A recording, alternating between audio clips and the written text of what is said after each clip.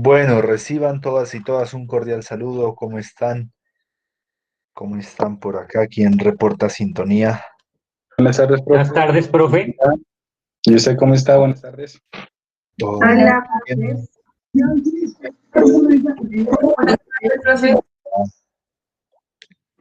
Por acá nos saluda en el chat Diego Zambrano, Esther Daniela Villota nos escribe también por el chat. Buenas tardes. Bueno, ya vamos por nuestra penúltima semana. Por acá nos escribe Sofía Rosero también. Buenas tardes. Ya vamos por nuestra penúltima semana, ya vamos terminando este semestre académico, este proceso de sociología de la comunicación, de pensar diferentes ámbitos de las dinámicas sociales que acontecen en este país. Han pasado muchas cosas esta última semana en los escenarios deportivos, socioambientales, hay muchas cosas por tener en cuenta. Espero que mantengamos información, espero que estemos informados de lo que está aconteciendo a nuestro alrededor. Bueno, en esta penúltima semana, vamos a hacer un poco una última asesoría, un último acompañamiento a su actividad final para que usted tenga ya todo listo para la realización de su trabajo final, de su ejercicio etnográfico, que lo venimos trabajando desde la semana pasada. Hace 8 días estuvimos trabajando qué es una etnografía, vimos los diferentes aspectos que distinguen una etnografía. El día viernes estuvimos hablando sobre los temas que ustedes van a trabajar, estuvimos haciendo énfasis en esos ejes temáticos y el día de hoy vamos a hacer un acompañamiento, una asesoría cortica para que ya tengamos todo listo en tanto su población, su pregunta de análisis, sus elementos o aspectos observables, las preguntas guía que usted va a tener para realizar su trabajo y que usted ya pueda realizarlo desde este viernes. Inclusive, pues vamos a ceder el espacio de 2 a 4 para que ustedes ya tengan el tiempo que se requiere para hacer este trabajo, ¿no? Estamos ya en un cierre de semestre, así que cualquier espacio de tiempo es muy, muy valioso para finalizar estas actividades. Así que este día viernes no vamos a tener el encuentro presencial de 2 a 4, sino que usted va a tener el espacio para que esté trabajando en su trabajo etnográfico, en su proyecto etnográfico. Y ya nos volveríamos a ver desde dentro de 8 días para la respectiva entrega y un poco socialización del proyecto. Ahorita definimos las fechas entonces como tal, porque el 27 de noviembre ya se termina todo. De este viernes en 8 ya estaremos compartiendo vino, cerveza y pizza virtual, porque ya es la finalización de todo este proceso que hemos vivido con sociología de la comunicación. Entonces, sin más, vamos a hacer unas asesorías, vamos a ver qué nos trae cada grupo de trabajo, que nos presenten un poco sus preguntas de las entrevistas, sus observables, la población, el título que habíamos planteado de cada uno de los trabajos. Antes de iniciar, los estuve pensando el día sábado porque precisamente el periódico El Espectador publicó un trabajo etnográfico, coincidencias de los medios. Publicó un trabajo etnográfico buenísimo, o sea, si este señor presenta este trabajo a la clase, yo creo que se saca el 5, perfecto sentido de la etnografía, y el periódico El Espectador lo publicó el sábado 14 de noviembre. Lo realizó Ariel Ávila y Andrea Aldana. Publicaron este trabajito de campo etnográfico con todas las de la ley. Se fueron a hacer etnografía al departamento del Cauca. Se fueron a investigar qué es eso de las disidencias. ¿Qué es esa vaina? ¿Por qué sigue el conflicto armado? que las FARC ya no se habían desmovilizado, qué es eso de las disidencias. O sea, llegan estos dos investigadores, ya analistas sociales, comunicadores del periódico El Espectador, y dicen, planteémonos una pregunta. ¿Qué es esto de las disidencias de las FARC? ¿Qué es esto del conflicto armado? Y ellos hicieron un trabajo etnográfico precisamente, y lo quiero mostrar a manera de inspiración, a manera de ejemplo, a manera de espero algún día verlos a ustedes realizando este tipo de trabajos en El Espectador, en el New York Times, en la BBC de Londres, que se hacen unos trabajos etnográficos impresionantes. En la revista Semana ya no, porque vendieron esa vaina y ahora eso se guachafeteó, o sea, la revista Semana se fue ladera abajo, así como la selección ayer, eso, así está la revista Semana. Entonces, el medio, pues como ustedes sabrán, la noticia mediática es que la vendieron a un señor que le interesa es vender cifras, numeritos, no le interesa más allá de la información, sino el vender como tal. Están en un proceso interesante, pero bueno, les voy a comentar de este trabajo etnográfico, ¿listo? Este es un trabajo que hizo dos investigadores, Ariel Ávila y Andrea Aldana, trabajan para la Fundación Paz y Reconciliación, y los señores, o sea, tal como dice la etnografía, si quieres entender algo, si quieres estudiar algo, pues vaya in situ, en el lugar, hable con la gente. O sea, la lógica no era preguntarle a la policía, oiga, ¿qué piensa sobre las disidencias? Ni al ministro de Defensa, ni a los generales ni coroneles, sino a las mismas disidencias. Entonces, miren lo que se hicieron estos señores. A ver, vamos a ver quién nos colabora con la lectura la tarde de hoy. ¿Puedo, profe? Listo, Luis. Vamos, empecemos con la lectura. A ver, ¿qué hicieron estos señores? Ahí le agrandé un poquito. Veamos. Hizo viaje al campamento de las disidencias que siguen en guerra. Investigadores de la Fundación Paz y Reconciliación visitaron en el departamento del Cauca uno de los campamentos de los grupos al margen de la ley que abandonaron el proceso de paz con las FARC. Ajá, fotografía. Bueno, síguele. Acaba de pasar el atentado al senador Feliciano Valencia y al día siguiente nos preparamos a entrar a la misma zona de conflicto. Las montañas del Cauca, un territorio en el que ejercen control varios grupos armados ilegales, uno de los más fuertes constituidos por los hombres y mujeres que eran parte de los frentes 1 y 7 de las FARC. Las disidencias de Gentil Duarte e Iván Mordisco, que según el Ministerio de Defensa se hacen llamar Comando Coordinador de Accidente, la verdadera resistencia de las FARC, calificativo en el que hicieron énfasis durante toda la entrevista para dejar claro su rechazo al acuerdo logrado en La Habana. La Listo. residencia, bla, bla, bla, eso no. Síguele. Para llegar a ellos hay que dar muchas vueltas, pasar por muchas veredas y hacer muchas estaciones, transitando por una ruta en la que se ven más grafitis de las FARC en las paredes que soldados del ejército en las vías. Uy. En un punto hay que internarse en las montañas. Conmigo viaja Ariel Ávila, subdirector de la Fundación Paz y Reconciliación. Llevamos meses tras esta entrevista y lo más cerca que estuvimos fue el pasado 9 de octubre, día en el que nos hallábamos en las montañas del valle cuando se cometió la masacre de Jamundí. Y como estábamos cerca de la vereda, ese día supimos que era el miedo en las regiones y cómo es la nueva guerra del suroccidente colombiano. El grupo que nos recibe es mixto. Hay más de 15 personas y todas visten camuflados, pero los petos que llevan en los brazos tienen diversos nombres. Algunos dicen columna móvil Dagoberto Ramos, en otros se lee columna Jaime Martínez, los mismos nombres que aparecen pintados en las paredes de algunos pueblos del norte del Cauca. El mando que nos va a atender prefiere no dar su nombre. Dice que es suficiente con anunciar que es comandante del Comando Coordinador de Occidente de las FARC-EP. La entrevista la da con el rostro descubierto, frente a una cámara y agrega, los que tienen que saber mi nombre, pues ya lo saben. Mejor dejémoslo así. Wow. Espérame, por aquí hay un video. Vamos a ver. Espérame, parece que no coge. Tranquilo. Veamos, ellos combinan el texto con el video. Aquí está.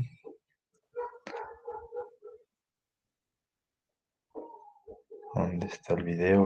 Video. Ya aquí está. Pues la entrevista dura mucho, ¿no? Vamos a ver una partecita. ¿Sí suena? Sí, correcto. Sí, profe. Listo, vamos a ver. Una partecita del video.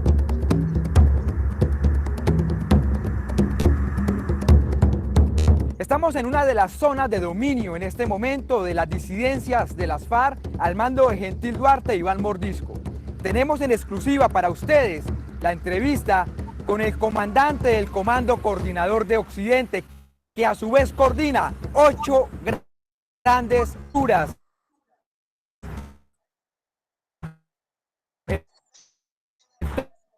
Todas las carreteras y por fin logramos esta entrevista. No se la pierda en exclusiva. Para muchos analistas y expertos, las FARC era una organización asombrosa. Era jerárquica, casi que monolítica, no había disensos y eso asombraba a la gran cantidad de expertos que estudiaron el conflicto armado colombiano. Sin embargo, con el proceso de paz todo eso cambió. Y lo cierto es que hoy lo que eran las FARC está fragmentado. Muchos, la mayoría, están en la legalidad, algunos dentro del partido político que dirige Timochenko. Pero entre un 12 y un 15% volvieron a las armas o sencillamente nunca fueron al proceso de paz. A eso se le llaman las disidencias. Pero esas disidencias no son monolíticas, no es un solo grupo.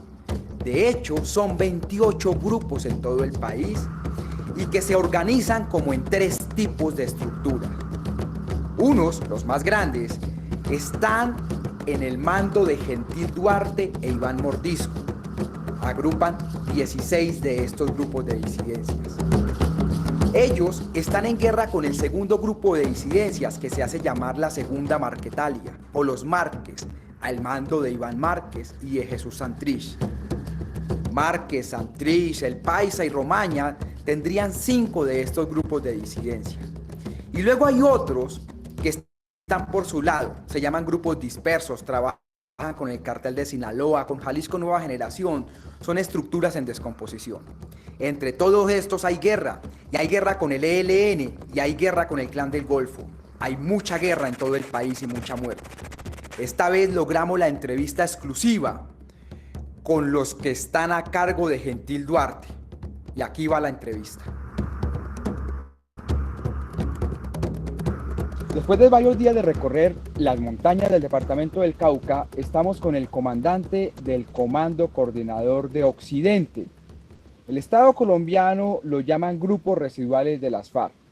Otros lo llaman disidencias de las FARC. Aquí el comandante de esta estructura, que a su vez tiene a su cargo otras 8 subestructuras, dicen que no son ni disidencias ni grupos residuales. Entonces, ¿qué son ustedes? Nosotros en lo real somos la verdadera resistencia armada de las FARC, ya que nosotros en el mal llamado proceso de paz, pues nosotros no fuimos a ese acuerdo que se estaba dando en La Habana. Quedamos haciendo resistencia como Frente Primero Armando Ríos. Y por tal razón no somos ni disidentes, ni somos grupos narcoparamilitares, como nos suelen llamar. Somos la verdadera resistencia armada de las FARC, que hemos seguido el legado que nos dejó nuestro inolvidable comandante Manuel Marulanda Vélez, Jacobo Arena, el mismo camarada Jorge Briceño y muchos más mártires que entregaron su vida en esta justa causa. Y nosotros decidimos continuar con el legado que ellos nos dejaron, de darle continuidad a la conformación de este nuevo, o el nuevo ejército, no, el mismo ejército, solamente que pues estamos obviamente otra vez de pequeños, otra vez a comenzar pues por el fracaso que hubo dentro del proceso.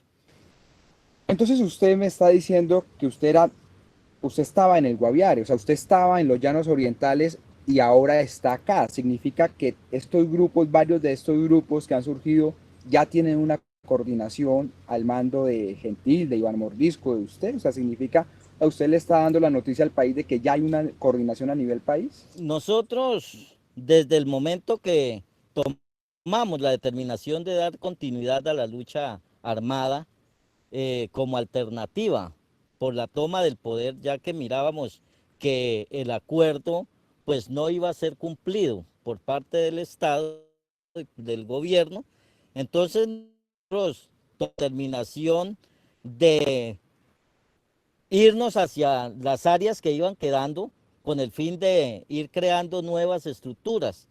No quedar solamente como el Frente Primero, sino la creación de nuevos frentes y la retoma de las diversas áreas. A partir de allí, pues entonces tenemos varias estructuras en diferentes escenarios en el país y, y entonces hemos llegado a crear, digamos, como esta estructura de Comando Coordinador de Occidente, que es quien coordina y quien recoge las estructuras que están sobre el norte del Cauca, sobre Nariño, sobre el Valle, sobre el Huila y el Tolima. ¿Cuántas y cuáles son?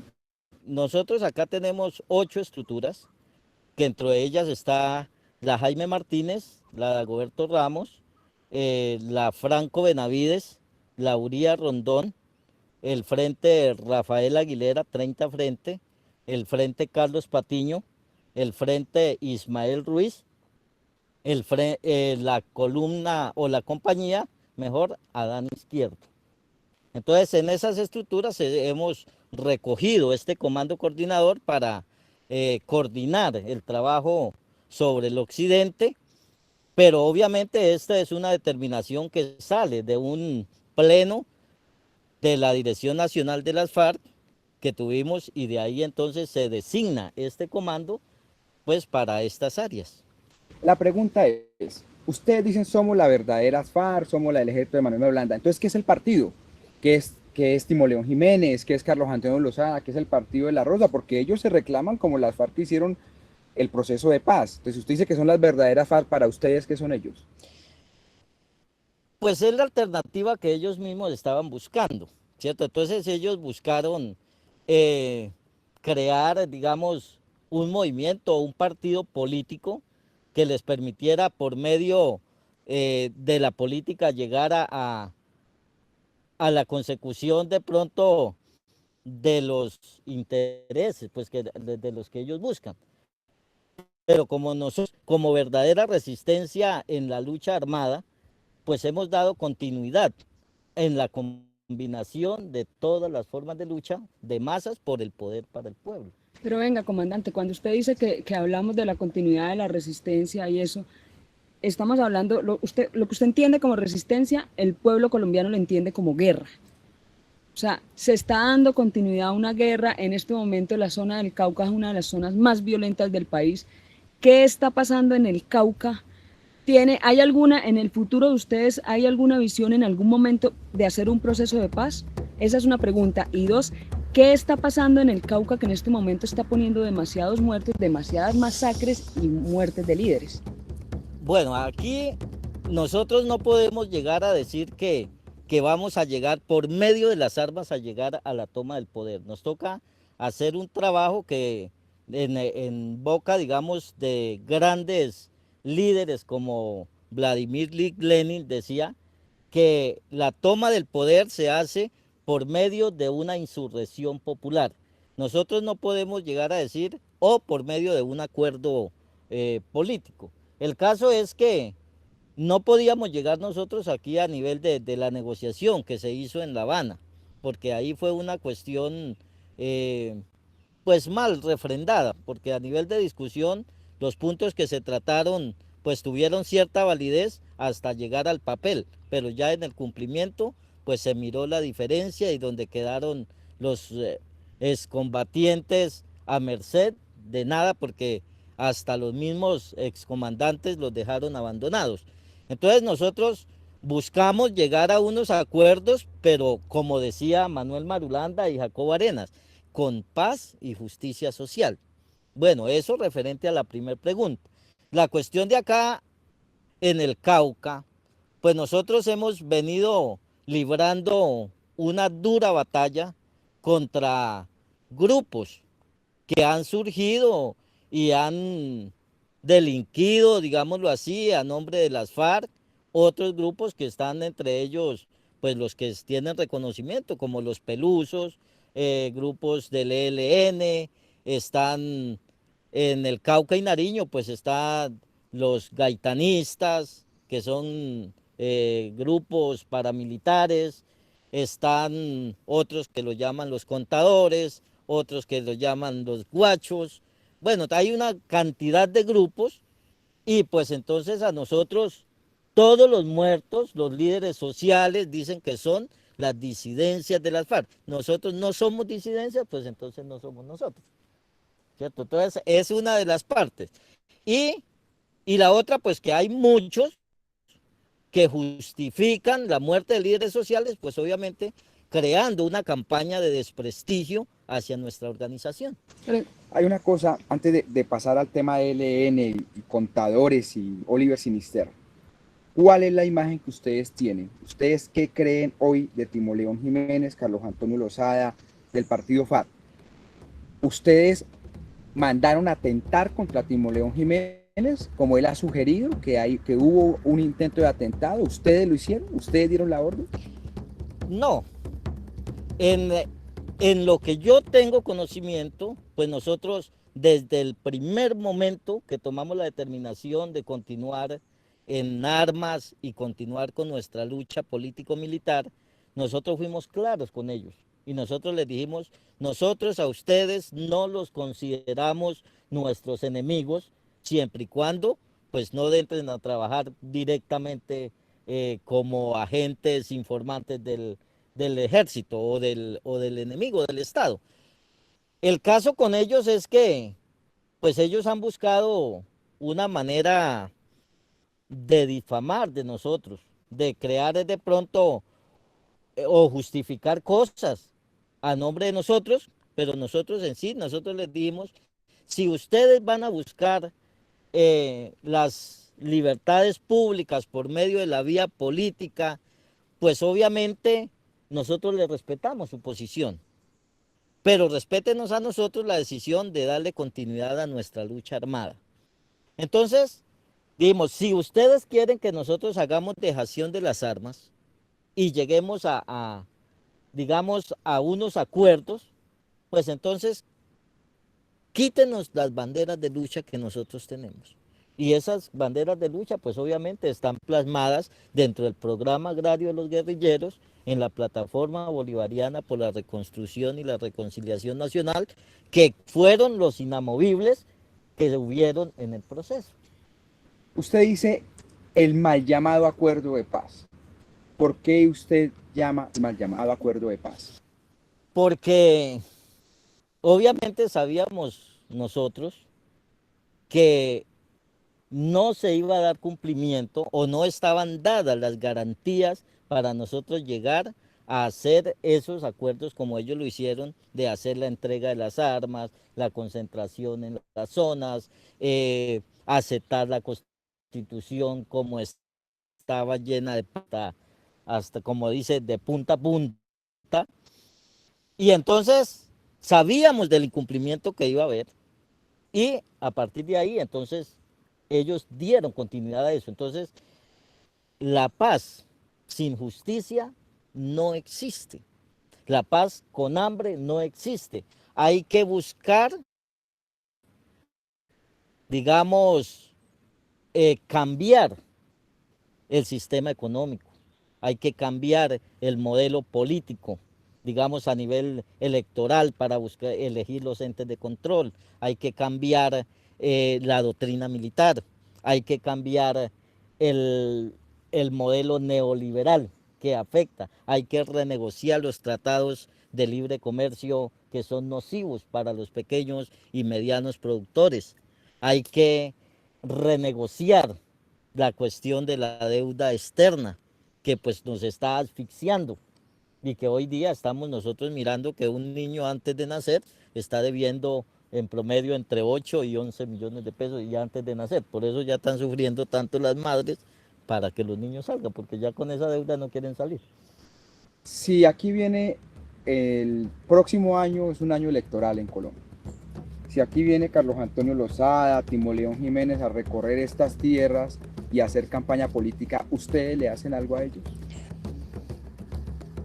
Pues creo que en ese sentir con ellos, pues sería, digamos, vergonzoso de que un tipo del talante de Carlos Antonio Lozada o de Timo, que lleguen a venir a buscar una campaña cuando ni siquiera fueron capaces de responder por los excombatientes que fueron al proceso, que los llevaron, y ellos fueron por obediencia o por ignorancia, fueron a ese proceso y luego los dejaron abandonados, y la gente, obviamente, todas las personas se sienten traicionadas en la cuestión de la lucha de que nosotros estábamos llevando, y a como ellos llegaron allá y dejaron desamparadas ¿Quién a se todas siente las tropas. traicionado? Perdónenme. ¿Quién se siente traicionado?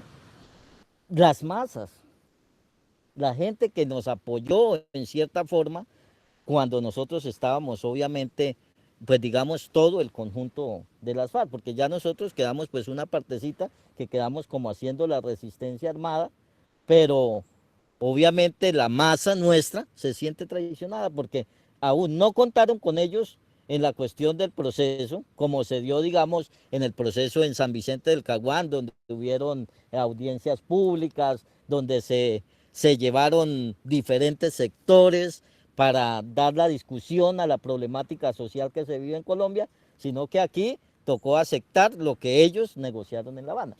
Hay una cosa, para terminar un tema antes de dar la palabra a Andrea, es usted antes me decía que usted hablaba de una banda de los cuatro. O sea, hacía referencia a una banda de los cuatro, decía que era Timo León, Carlos Antonio. ¿Usted por qué los llama así? ¿Quiénes son ellos? Eso nosotros lo sacamos en un comunicado público. Lo sacamos donde fue sacado en cabeza del camarada Gentil Duarte, donde hacíamos, digamos, énfasis en la banda de los cuatro, que ahí están obviamente Timo León Jiménez, Carlos Antonio Lozada, Pastor Alape y Mauricio Jaramillo. ¿Y por qué los llaman así? Porque ellos fueron quienes esperaron muy pasivamente a que se fuera en detrimento la cuestión de la estructura para ellos ir tomando posiciones para llegar y entregar a todo el conjunto, porque ellos hicieron fue una negociación como negociando un lote de ganado y lo entregaron allá en los corrales, allá desarmaditos, y fueron, digamos, tan cínicos en la cuestión de que ni siquiera esperaron de que les hicieran las zonas campamentarias para ellos ya estar entregando las armas, a pesar de que dentro del referéndum la mayoría de los colombianos les dijeron que no querían que fueran hacia ese proceso, y ellos así dijeron: nosotros seguimos con el proceso, así todo Colombia nos diga que no. Bueno, ahí estábamos mirando a cápites de la entrevista entonces que realizaron estos investigadores. Continuemos acá, o sea, esta es la entrevista que presentaron en video, pero el texto sigue para que vayamos viendo cómo hacen la descripción ellos del punto del estudio que están realizando. Luis, ¿nos acompañas con la lectura, porfa? Continúa. Con mucho gusto, profe. ¿Dónde habíamos quedado? En alias Jonier, ¿cierto? Sí, ahí está bien. Es alias Jonier, un hombre de baja estatura, cuerpo grueso, moreno, pausado. Su rostro y su forma de hablar dejan ver los años que lleva en la guerra, más de 30.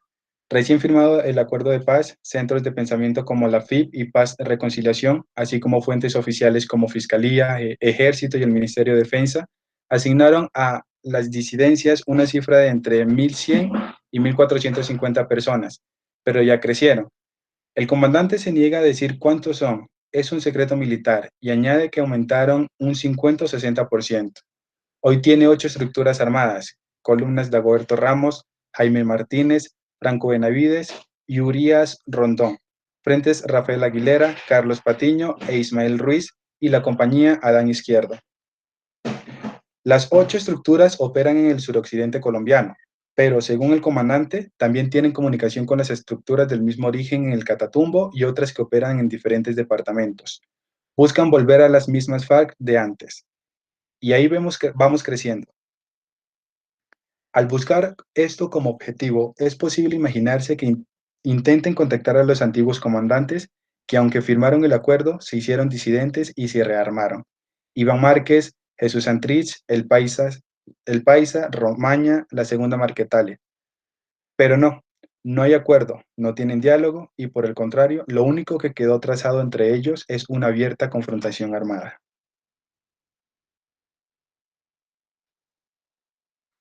Ellos salieron y pensamos que venían a continuar, venían a continuar la lucha que nosotros llevamos. Pero al llegar Iván Márquez, muy prepotente, quiso seguir siendo comandante en jefe y de manera autoritaria sacó la agenda y dijo, bueno, vamos a organizar cómo quedan las unidades. Unas tropas al mando del Paisa Oscar, otras al mando de Romaña, otras al mando de Aldinever, otras al mando de Walter Mendoza. Entonces el camarada Iván les dijo, no, compañero, es que no se llamó para entregar las tropas. Acá lo que queremos es que usted explique qué hicieron con las FARC. ¿Qué pasó con los combatientes que fueron ajusticiados por no ir al proceso? No hubo posibilidad de diálogo y ellos dijeron que continuaban para terrenos vecinos. El comandante asegura que varios combatientes y algunos mandos, como el burro Wilmer del 14 Frente, fueron ajustificados, es decir, asesinados por no estar de acuerdo y no querer ir al proceso de paz. Nombra también el caso del Mojoso y dice que murió a manos de la Teófilo Forero, al mando del Paisa Oscar. Después explicó que no llegaron a ningún consenso y que le pidieron a la Segunda Marquetalia que se fueran a otro territorio, porque en los terrenos que ellos ya están no caben dos FARC. Al parecer, ya tuvieron enfrentamientos armados por el territorio, aunque en la zona es evidente que el grupo más fuerte lo comandan Iván Mordisco y Gentil Duarte. No es la única disputa territorial en el Cauca, también están en guerra con el ELN, la nueva expresión de paramilitarismo que firma como AGC, pequeños grupos como los Contadores o el Frente Oliver Sinistierra, y obviamente con el ejército y la policía. ¿Cómo se financian estas guerras? El comandante dice que siguen sometidos al reglamento de las antiguas FARC, impuestos sobre las economías, y las economías más boyacentes son la minería y el narcotráfico. Por cada kilo de cocaína que sale del Cauca, le cobran al narco entre 100.000, 250.000 y 300.000, de acuerdo con el territorio. Asegura además que no tienen cristalizaderos y explica que sobre la minería impera una lógica parecida. No vimos soldados en el camino, pero dice que la zona está militarizada por el reciente atentado que sufrió el senador, representante de la comunidad indígena, Feliciano Valencia. Miro hacia el resto de guerrilleros, todos jóvenes y se ven despreocupados. A lo lejos se ve un par de muchachos haciendo guardia. Un poco más allá, al borde de un río cercano, se ve otro par. Y tanto en el comandante como en los jóvenes se ve la tranquilidad y la seguridad de quien se sabe autoridad en el territorio, aunque el ejército esté cerca. A esto se han tenido que acostumbrar los campesinos, a obedecer a quien en la práctica tiene el mandato en la región y no a quien debería tenerlo en teoría. Ariel Ávila pregunta si ha matado a los combatientes de los que firmaron el acuerdo de paz, y el comandante responde que sí, pero solo en un escenario de confrontación. Pregunto qué pasa con los combatientes que señalan de informantes de la fuerza pública, y el hombre responde que en esos casos se les pide que se vayan del territorio. Después añade, nos quieren culpar de todo, asesinato de líderes, de excombatientes, masacres, pero acá hay muchos grupos y hay fuertes confrontaciones. Frente al exceso de violencia que azota el Cauca, agrega que es por la retoma de territorios. No vamos negociando con bandas, o se retiran por persuasión o los vamos diezmando mediante el uso de las armas. Cerca de nosotros hay una guerrillera joven, supongo que menor de edad. Preguntamos por el reclutamiento de menores y el mando responde que en los reglamentos de las FARC se permite la incorporación a partir de los 15 años. En cuanto al reclutamiento de combatientes, dice que han invitado, pero que pero que son ellos los que los buscan. Los temas para hablar fueron muchos. La entrevista completa quedó registrada en video, pero antes de irnos preguntamos, ¿qué pasó con el senador Feliciano Valencia? Al parecer había un retén. El senador no paró y unos muchachos les quemaron unos tiros. Hay que verificar bien si fue personal nuestro o alguien pescando en río revuelto. Al entrar y salir de estos territorios del Cauca no vimos retenes, pero sí identificamos a sus hombres diseminados por diferentes puntos en la ruta que transitamos. El control de territorio es innegable. Incluso es norma que a partir de cierto punto hay que ir en los vehículos con los vidrios abajo.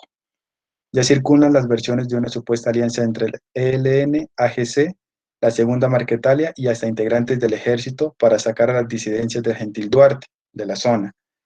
Las versiones vienen de la comunidad, de gente cercana y hasta del comandante guerrillero que nos recibió. Una fuente llegó a decirme, si usted cree que lo que está viendo en el Cauca es violencia, es porque todavía no ha visto nada.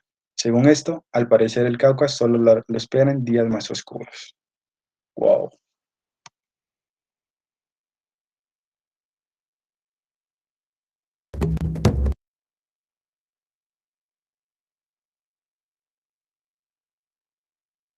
Temas relacionados con así.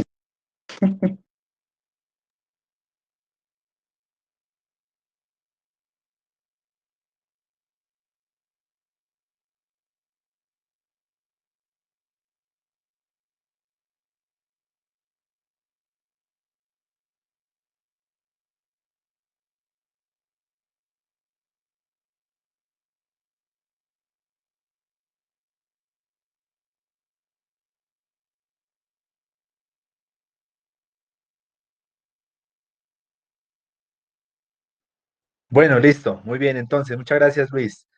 Bueno, ¿qué tal? ¿Cómo vieron el trabajo etnográfico realizado? ¿Qué tal? ¿Qué les pareció?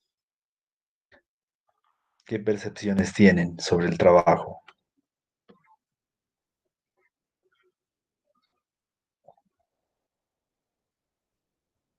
¿Están por acá?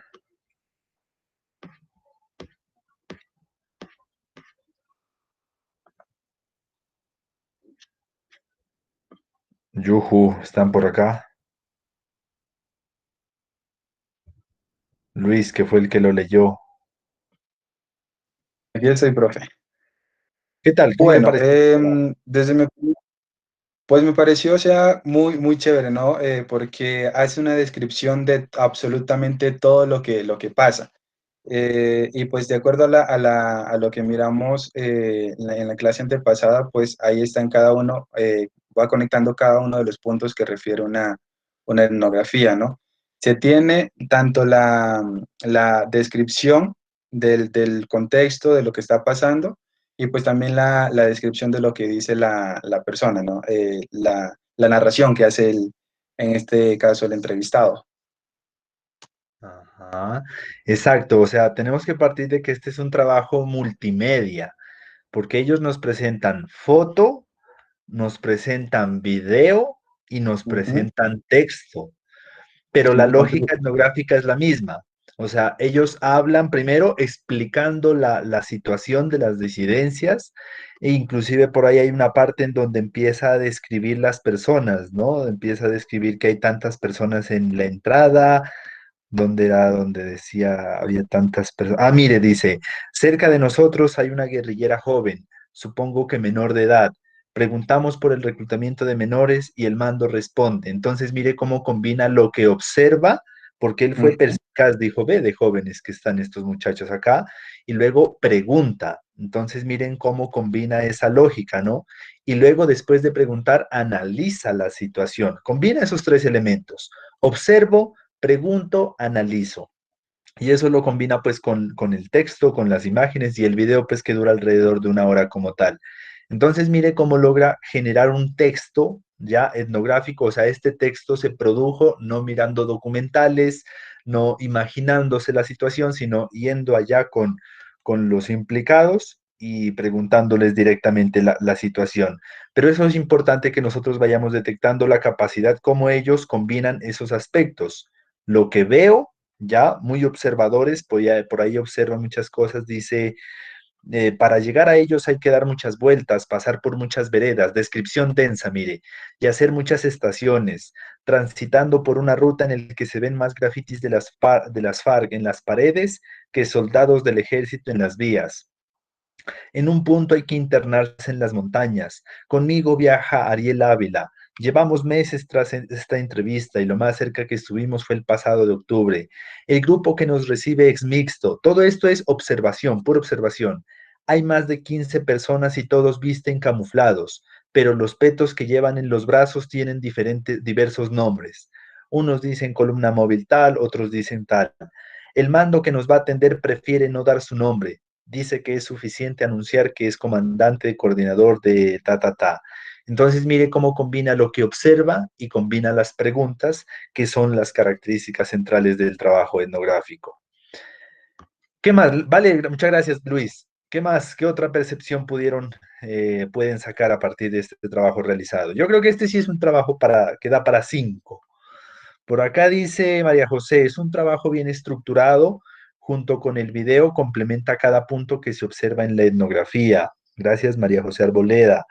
Diego Zambrano dice, muy bien realizado. Me parece que profundizan en lo que dicen y el video nos da pues la percepción de la situación. Es decir, nos muestran no solo la perspectiva de quien escribe, Ariel Ávila y Aldrea Aldana, sino también pues dan a conocer las respuestas que le dio las personas.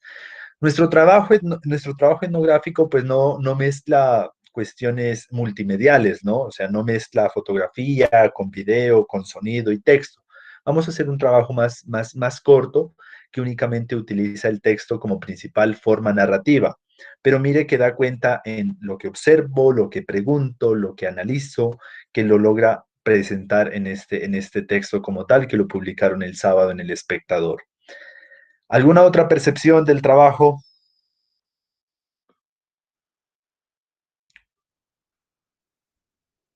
Juan Ignacio, ¿qué tal? ¿Qué le pareció?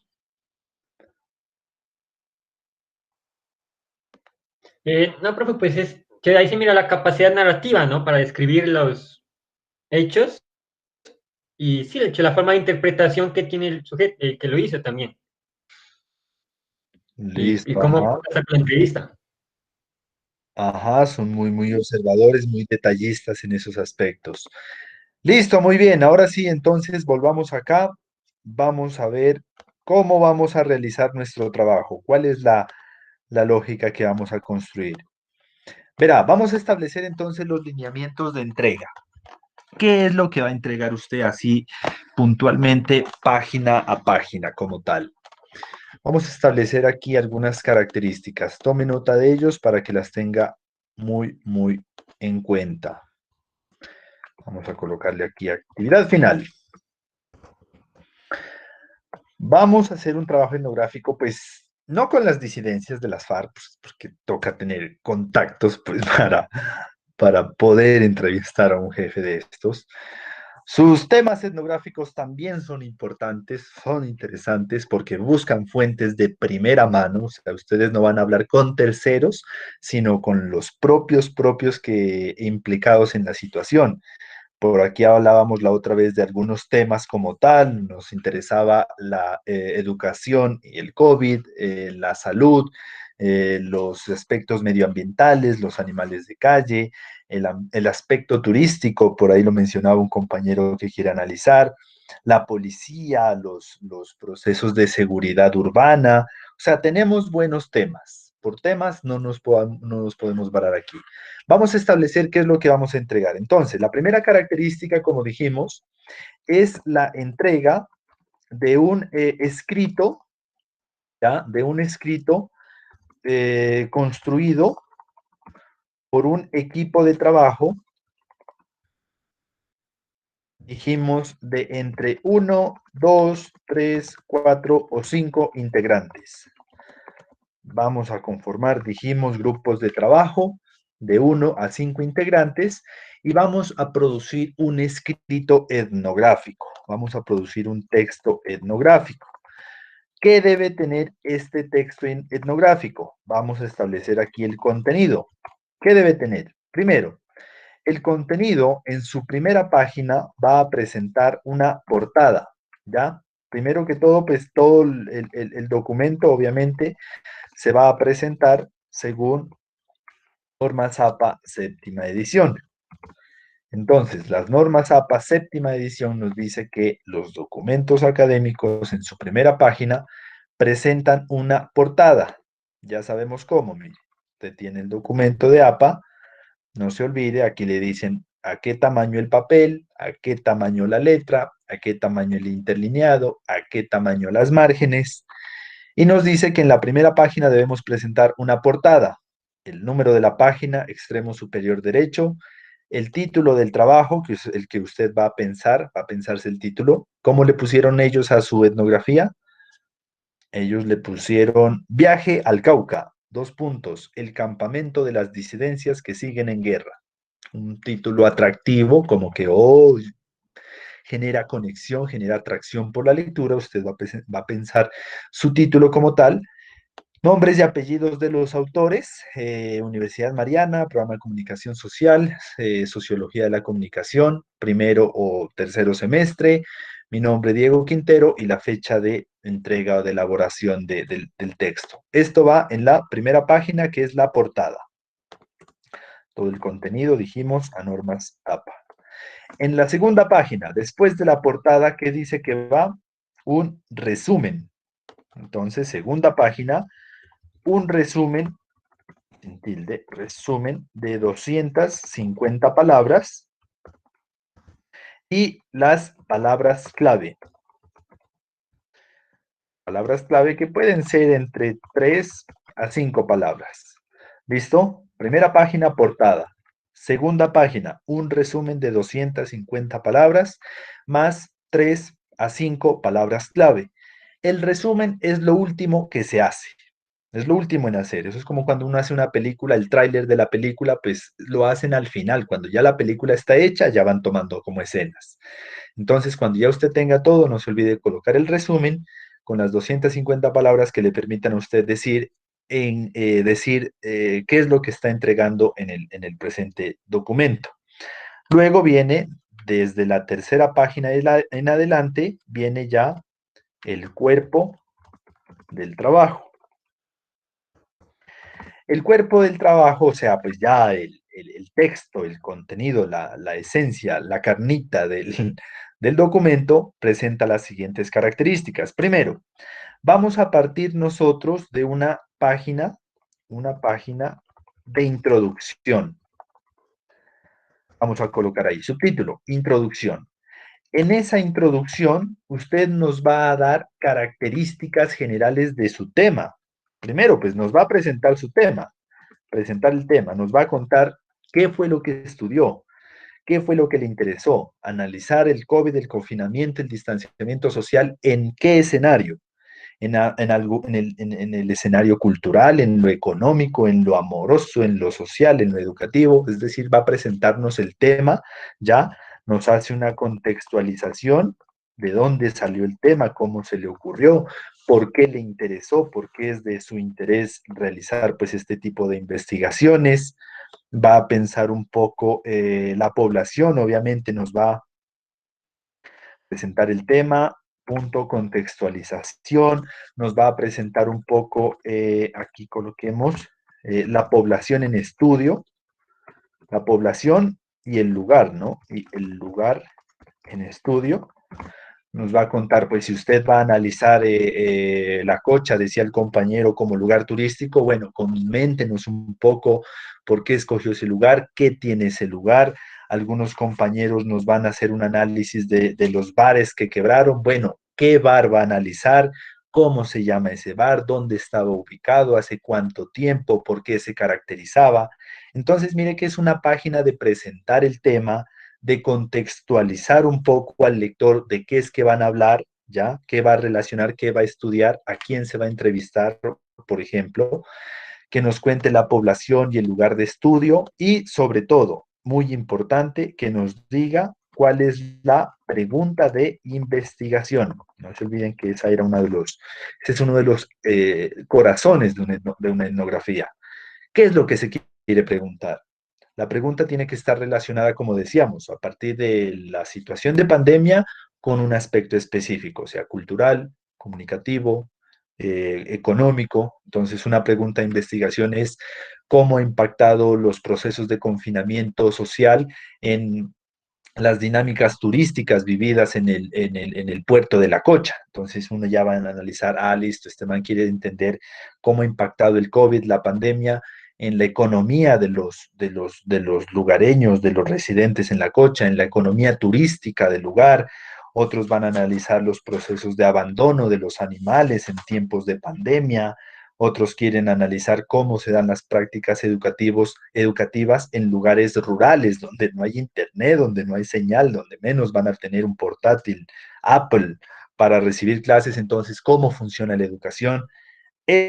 Todo eso lo hacen en esta página de introducción. Nos comentan de las generalidades de su tema, nos contextualizan, nos hablan de la población y, muy importante, nos mencionan cuál es su pregunta de investigación. En esto perfectamente se va una página.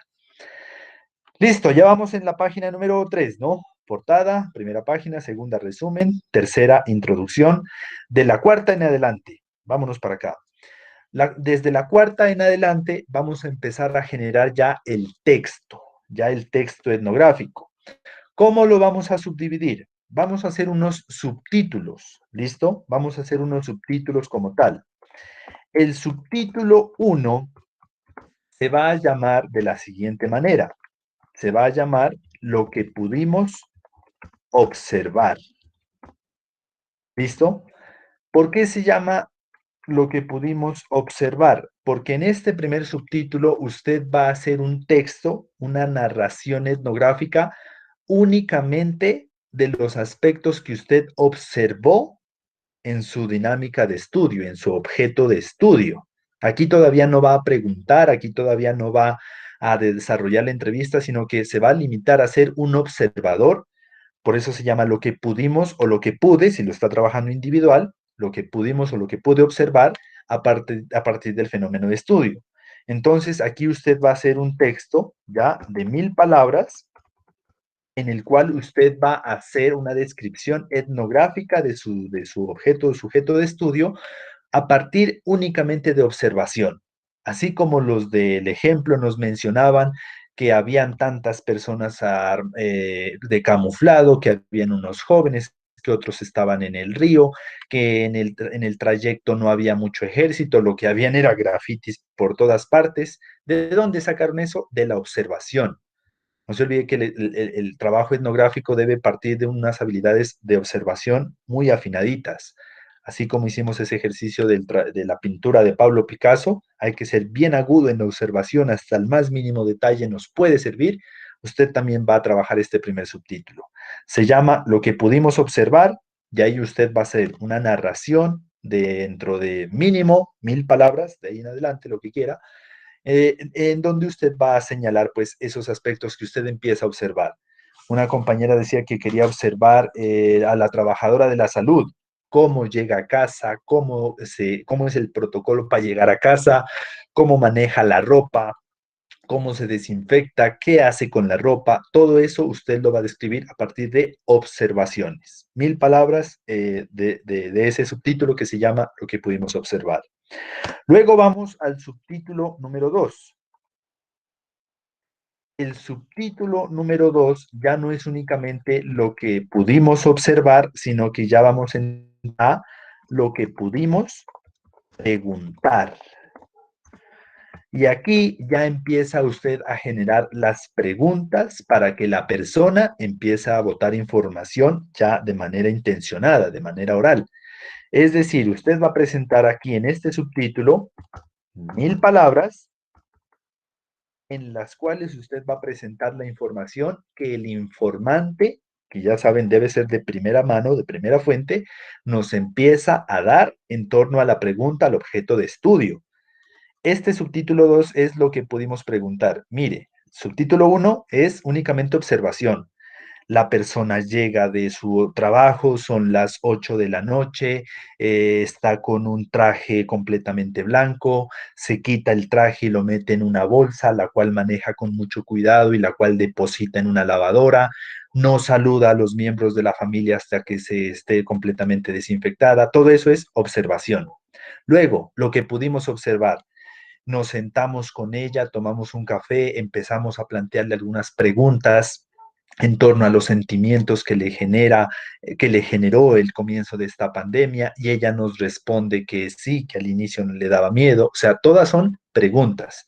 Así como aquí en el ejemplo, mire, aquí en el ejemplo el man le pregunta unas cosas, le pregunta, por ejemplo, de cómo sacan la plata para sostener la guerra, creo que le preguntaba por acá, ¿no? Y el man ahí le respondía.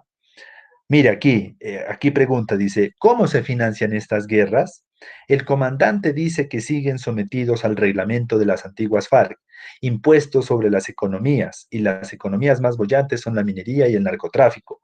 Por cada kilo de cocaína que sale del Cauca le cobran al narco 100.000, 250.000. ¿De dónde salió esa información? De la pregunta que le hizo el investigador. Entonces nosotros aquí, en este segundo subtítulo, vamos a recoger información de las preguntas que hicimos. ¿Ya?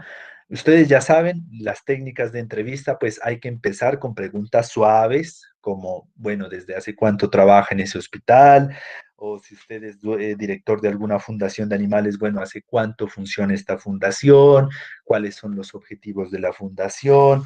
Por acá el compañero que quería preguntarle, las compañeras que van a trabajar sobre seguridad urbana, policía y COVID, preguntarles, bueno, ¿y usted desde cuándo está en la ciudad de Pasto? ¿En dónde se ha desempeñado? Preguntas suaves, como para romper el hielo. No vaya a empezar con que la primera pregunta sea muy explosiva, porque hasta ahí llega la entrevista.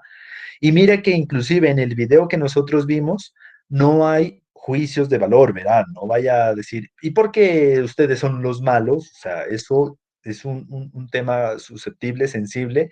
Son preguntas como suaves, empieza, bueno, ¿y desde cuándo ustedes están presentando esta situación? Y luego ya empieza a subir el nivel de las preguntas. ¿Y usted qué ha sentido? ¿Cuáles han sido los temores? ¿Cuáles han sido los momentos más difíciles durante la pandemia? Y ahí le empieza a sacar información. Yo les recomiendo que graben las entrevistas porque cuando le empiezan a contar, muchas personas pues no le alcanza la mano para tomar nota de todo lo que le dicen.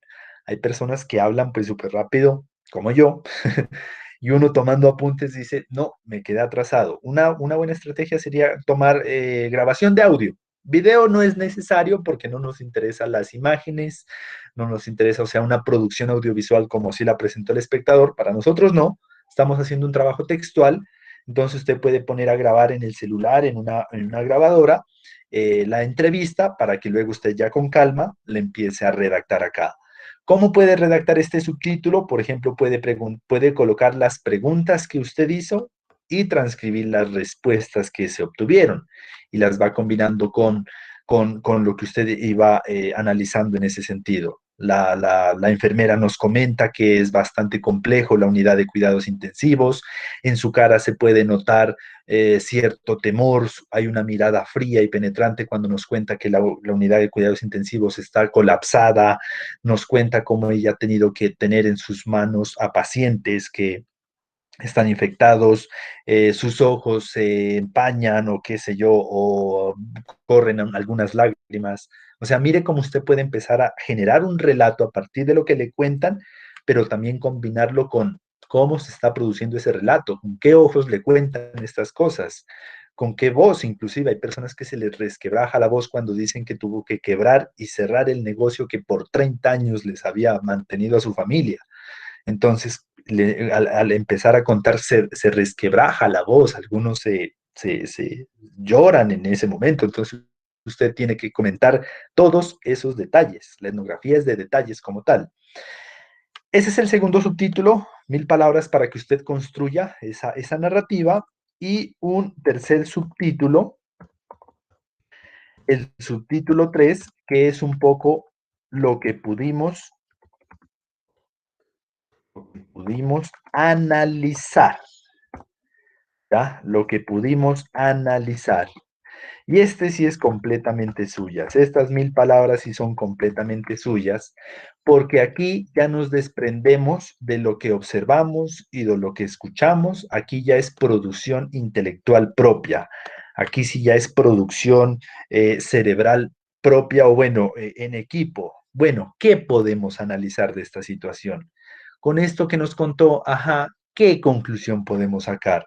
¿Cómo podemos interpretar esas lágrimas? ¿Cómo podemos interpretar ese enojo por las políticas del gobierno? Aquí, en lo que pudimos analizar, en un escrito usted de 1000 palabras, lo que va es a examinar ya, a examinar con un sentido, va a examinar con un sentido analítico todos estos procesos o prácticas sociales desde una lógica explicativa, es decir, va a explicar los fenómenos o prácticas sociales presentadas. No se olvide que el papel del comunicador no es solamente, no es emitir juicios de valor. O sea, yo no puedo terminar con la entrevista, bueno, ya acabamos de entrevistar a este hijo de madre, que lo único que nos habló este hijo de madre y nunca nos dio una taza de café, eso es ser mucho descomedido en esta vida. O sea, ahí hay mucho juicio de valor, ahí hay subjetividad. Lo que necesitamos son explicar fenómenos o prácticas sociales presentadas. ¿Y cómo se explican los fenómenos sociales? Gran pregunta, a eso se ha dedicado la sociología todo este tiempo, explicarlas. Para ellos usted puede recurrir a diferentes aspectos. Primero, usted puede recurrir a otros autores. Perfecto, no se olvide obviamente de citar, ¿no? Usted puede recurrir a otros autores. Por ejemplo, puede citar al señor Durkheim. Recordemos que Durkheim nos decía que las acciones, las prácticas sociales no son únicamente a voluntad de los individuos, sino que hay algo que se llaman hechos sociales, que son estructuras sociales que empujan a que los individuos desarrollen ciertas acciones. De esta forma podemos entender que el COVID es un hecho social porque llevó a que muchas personas cierren sus negocios en contra de su voluntad. Entonces usted ya empieza a explicar por qué, si el señor tenía un restaurante, tenía un bar abierto 30 años, con ese bar se sostuvieron 3 generaciones, ¿por qué lo cerró? Entonces expliquemos la situación, no fue voluntad propia. Durkheim nos dice que es un hecho social, que hay algo más allá de la voluntad de los individuos. ¿Ya? Entonces mire cómo usted puede utilizar tanto los autores que hemos podido leer en este curso, yo creo que hemos leído alrededor de 10 autores, si no es que más. Usted puede sacar autores que le permitan explicar, que le permitan, vamos aquí, analizar, que le permitan reflexionar, que le permitan indagar, examinar, explicar lo observado y lo escuchado. Entonces, mire cómo, obviamente los autores son una ayuda, ¿no? Hay personas que dicen, no, yo no necesito autores, yo puedo con mi propio sentido analítico. Usted se empodera de la situación y dice, analicemos la situación, cómo podemos interpretar lo que nos dicen, lo que vimos, lo que está aconteciendo en torno a este fenómeno social. Si va a utilizar algún autor, no se olvide hacer la citación, ya, si es una cita textual o parafraseada, si es textual es corta o es larga, si usted puede utilizar todos los autores que hemos trabajado en esta asignatura o en otras asignaturas, perfectamente. O sea, los autores son una caja de herramientas. Que usted puede, yo leí un texto, qué sé yo, en otra asignatura en semiótica, leímos un autor que nos explicaba cómo entender los sentidos de la emocionalidad del ser humano para entender procesos sociales. Perfecto. O sea, si eso le ayuda a usted a entender por qué la persona lloró cuando fue a ver su negocio lleno de polvo, cerrado, con los cubiertos como quedaron la última vez antes de todo esto, pues si eso le permite entender y explicar, pues bienvenido sea. Mire cómo el señor que nos explica aquí la situación empieza a hablar sobre las divisiones que hay entre las mismas disidencias, nos empieza a explicar por qué se generan disidencias, por qué todos no se unieron al pacto del acuerdo de paz, sino que nos empieza a explicar o nos empieza a mencionar que hay personas que no les dieron a conocer los acuerdos que firmaron por ellos, pero que ni siquiera les preguntaron, hey, ¿usted considera de acuerdo esto ni nada? Entonces ellos lo sintieron como una ofensa, como si los hubieran ido a entregar como un grupo de ganado, creo que dice, ¿no? No nos preguntaron ni nada, sino que nos dijeron, hey, ya firmamos la paz, así que terminarán esto. Entonces ellos dijeron, no, a nosotros no nos han dicho nada, con nosotros no se ha acordado, no se ha pactado nada, y si nosotros seguimos en esto, pues seguimos. Entonces mire cómo empieza a explicar la lógica. Esa es como una de esas lógicas que uno puede establecer aquí. La reflexión, es muy importante la reflexión, o sea, saque, ya empiece a pulir esos dotes de comunicador social, empieza a tocar fibras analíticas, fibras de análisis social a partir de una narrativa, en este caso escrita. Ya usted tendrá otros espacios, otras asignaturas en donde buscará hacer procesos de análisis social desde un lenguaje audiovisual. Desde un lenguaje fotográfico, o sea, yo creo que aquí hay muy buenas fotografías. Esta fotografía te dice mucho. Esto no es una fotografía. Cuando ya ustedes dan fotografía, ustedes van a ver que las fotografías deben hablar por sí mismas. Te deben contar una historia por sí misma como tal. No es la primera composición que se te ocurra. Aquí vemos, por ejemplo, un fuerte mensaje como tal en la fotografía que nos presentan, ¿no? Tal como nos narraba, o sea, aquí hay gente desde los 15 años ya integrándolas, tanto hombres como mujeres muy jóvenes, o sea, muy jóvenes ya integrando como un grupo armado, insertos en el conflicto. O sea, mire cómo son las cosas, mientras hay personas que tienen la fortuna de pisar una universidad, tienen la fortuna de estar estudiando una carrera profesional, hay otras personas que con la misma edad pues ya tienen que tener en sus manos un fusil porque tal vez la situación no fue la mejor en sus casas, qué sé yo, cada integrante de este grupo pues debe tener una historia de vida tremenda para poder comprender por qué tiene ese uniforme, esa arma, ese logo como tal. Entonces, esta fotografía me parece fuertísima, o sea, se le puede hacer muchas lecturas. Y por acá creo que había otra, sí, acá hay otra lectura, ¿no? Como el miedo, la zozobra, el estar pendiente de a qué horas llega, qué sé yo, el ejército, a qué horas inicia un bombardeo, a qué horas inicia la balacera, o sea, la zozobra con la que debes vivir día a día es compleja. En este sentido, miren cómo las fotografías, el lenguaje de la fotografía, pues te dice muchas cosas. El lenguaje audiovisual también es una forma, pero el lenguaje escrito es el énfasis que vamos a trabajar. Entonces, listo, volvamos acá. Son 1000 palabras en el subtítulo 1, únicamente lo que pudimos observar, una narrativa muy bien escrita, ya, no se olviden, tenemos que manejar muy bien el lenguaje en ese sentido. Una narrativa en el subtítulo 2 de lo que pudimos preguntar, qué preguntamos, qué nos respondieron, ya, y una narrativa en la número 3 de lo que pudimos analizar. Y esto sí es completamente suyo, o sea, la uno y la 2 pues sí depende de lo que le digan, de cómo esté ese local, de qué pueda observar, o sea, depende de eso. Pero la número 3 depende de usted. Necesita su buen copa de vino, su buen vaso de cerveza, inspírese, mírese un buen documental, tome, por ejemplo, de referencia a algunos trabajos etnográficos. En YouTube hay muchos trabajos de diferentes autores y ahí sí empiece como a analizar estas dimensiones sociales. Y al final, según las normas APA, después del contenido siguen las referencias. Las referencias bibliográficas es como el último acápite de este elemento. Por acá abajito, ahí. Referencias bibliográficas. Si usted citó un autor, si usted obtuvo información para analizar alguno de los elementos, no se olvide colocar las debidas referencias bibliográficas. Verá que las referencias bibliográficas no es pegar un link. Pues ya ha pasado. Profe, pero yo sí le puse la bibliografía. Así, a ver, vamos a ver. Vea, wikipedia.com. ¿Veis aquí pues todo? No, eso no es una referencia bibliográfica en APA séptima edición. Eso es una página que además no tiene ni autor, ni año, ni título, ni nada. Usted ya sabe que la referencia bibliográfica en APA parte de que hay que citar el apellido del autor, la inicial del nombre, el año de la publicación, el título del libro, ya, la editorial. Eso es establecer una referencia bibliográfica completa.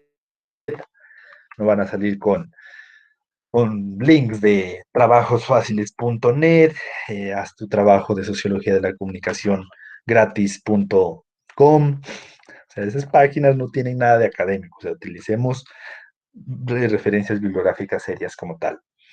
1000 palabras a un espaciado de 2.0 son mal contadas, 2, 3 páginas creo que son mal contadas, ¿no? O sea, no puedo decirles en exactitud cuántos, depende de la narrativa que usted maneje, son creo que alrededor de 3 páginas, pero lo vamos a contar es por palabras, ¿listo?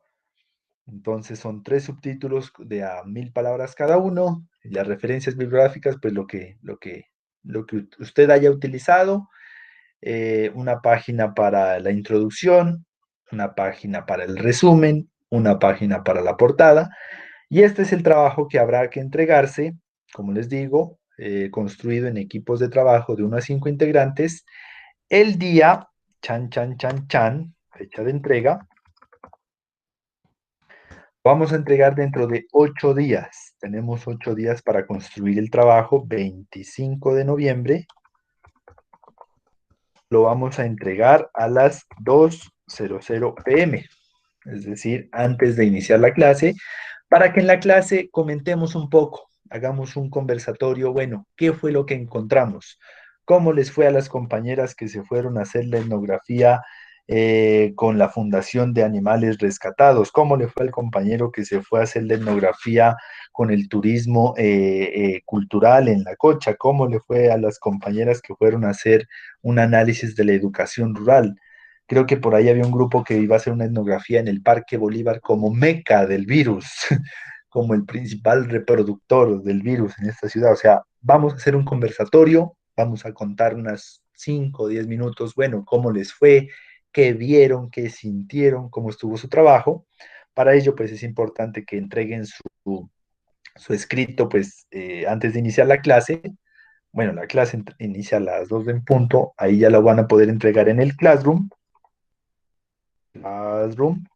Hacemos el conversatorio, listo, miércoles, coloquémoslo aquí, miércoles 25 de noviembre, 2 p.m., entregan en el Classroom, hacemos el conversatorio ese día y el cierre del curso, es decir, conclusiones, notas finales, despedidas, pizza y cerveza virtual, lo hacemos el viernes 27 de noviembre. Ese día terminamos completamente todo.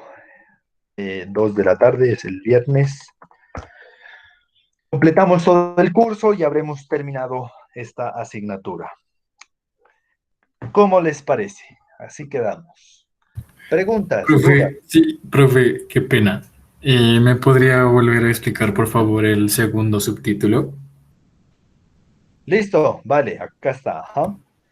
Dijimos que son 3 subtítulos, cada uno de una extensión de 1000 palabras. En el primero, lo que pudimos observar, es decir, que sin preguntarle nada a nadie todavía, sin entablar una entrevista, empezamos a registrar lo que observamos. Si usted está analizando, ¿qué estás analizando, compañero? ¿Cuál es tu tema? ¿Cómo vivió un restaurante, no me acuerdo el nombre ahorita, la situación del COVID-19, pues en la pandemia y pues todo lo Listo, que tuvo ajá. que vivir? Ya, entonces en el subtítulo 1 es entrar al restaurante, ver cómo quedaron las cosas, ver cómo reacciona la persona, si va el jefe, el dueño, cómo reacciona, ver cómo quedaron organizados, ver, no sé, cómo, o sea, hacer una descripción detallada de lo que en ese momento encuentras. Eso va en el subtítulo 1. En el subtítulo 2 ya va más que todo lo que la persona te empieza a contar, lo que la persona te empieza a decir a partir de las preguntas que tú realizas. No se olvide que cada uno debe llevar por lo menos unas 4 preguntitas como de guía, ¿no? O sea, uno puede llegar, por ejemplo, imagínense a este man, o sea, tiene de frente al comandante de las disidencias de las FARC y en ese momento apenas a pensar qué será de preguntar. No, uno tiene que ir con unas preguntitas, unas 4 o 5 preguntitas como para tener listo. Eh, Entonces, en este subtítulo empiezas a registrar lo que te empiezan a responder de las preguntas o lo que te empiezan a contar. ¿Listo? Profe, ¿también registramos las preguntas que tenemos o solo las respuestas?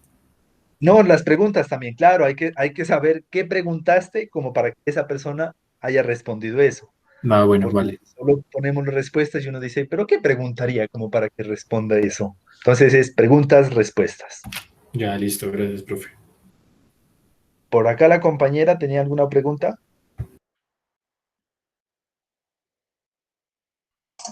No, profe, ya le respondí. Listo.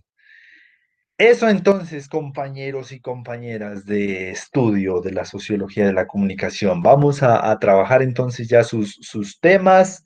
Ustedes, como les digo, ustedes ya tienen una población definida. Es importante que se vayan muy preparados con qué es lo que vamos a observar, ¿no? O sea, no es apenas a llegar a ver qué será observar. Establezcamos como antes, previamente, bueno, vos vas a estar allá y ¿qué vas a observar? No, pues voy a observar cómo está, qué sé yo, distribuido el lugar, cómo quedaron las cosas, cómo están los productos, qué sé yo. O sea, ya tenemos que llevar como lo que vamos a observar.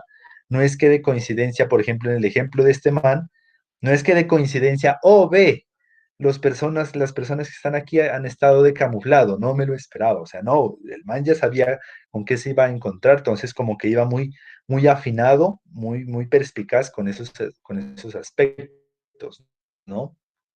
¿Qué es lo que voy a observar? No se olvide que ese era el pendiente que debían tener.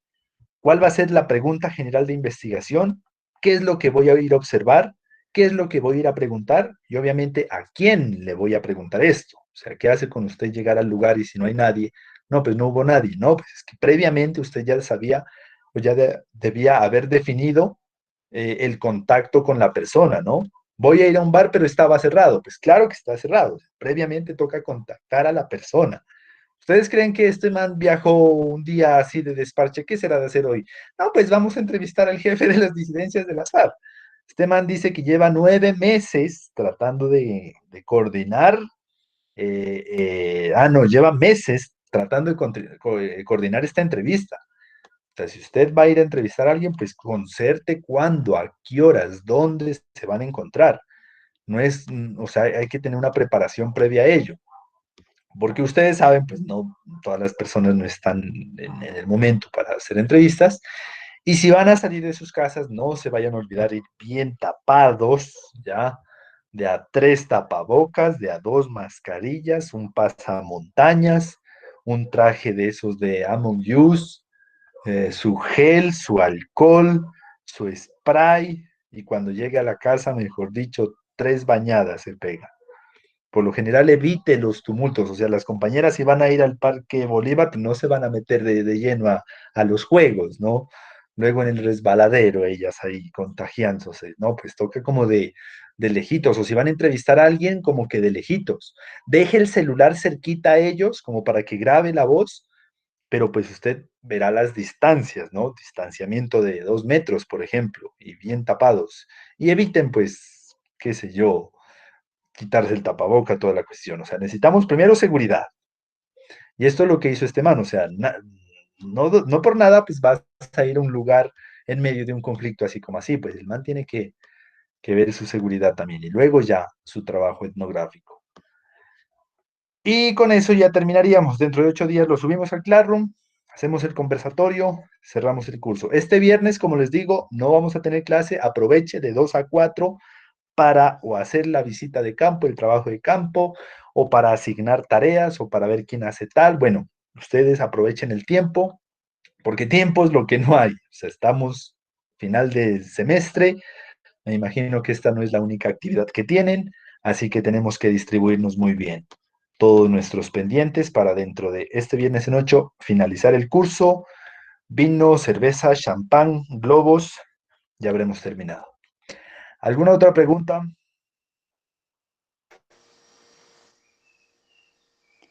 Les comparto este Profe, archivo. disculpe, ¿será que se puede quedar un momentico al final?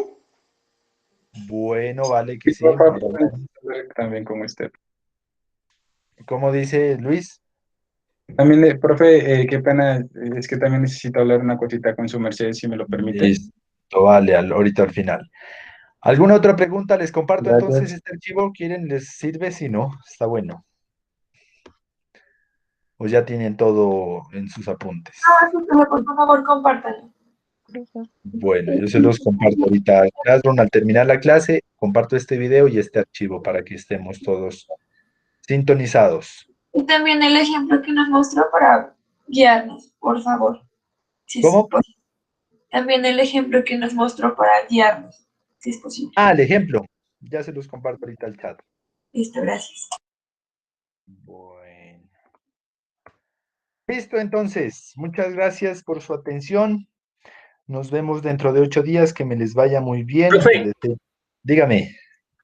Es que nos vamos a unir, mi grupo con este y María José y Alejandra Botina nos vamos a unir con Diego Camilo, Yandún. Ah, bueno, listo. Ya sabe, igual máximo 5 integrantes por grupo. Sí, profe. Vale, vale, no hay problema. Listo, entonces, las mejores de las suertes, éxitos, cuidado, cuídense. Y nada, nos vemos dentro de 8 días para que hagamos un conversatorio a ver cómo nos fue con esos trabajos. ¿Listo? Listo, profe. seguro que Gracias. van a ver Sí, muy profe. buenos trabajos. Un abrazo, cuídense pronto, nos vemos dentro de 8 días. Y los que se quedan ahorita nos vemos un ratito. Gracias, Chao, chao. profe. Gracias, profe. Gracias, profe. Chao, chao.